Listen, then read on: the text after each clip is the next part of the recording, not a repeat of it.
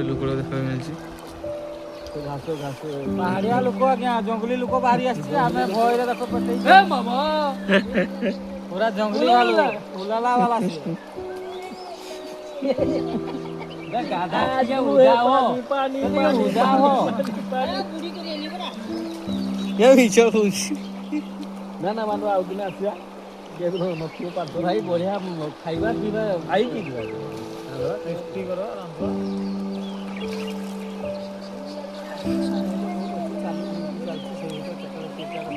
କଥାଟା ହେଲା ଡ୍ୟୁଟି ହେଲେ ଚଲ ସେଟା କିନ୍ତୁ ଟିକେ ବୁଝିଲେ କେତେ ଘର ଦେଇକି ଏସିରେ ଚଲେଇକି ବାହାର ମଜା ଥଣ୍ଡା ପାଣି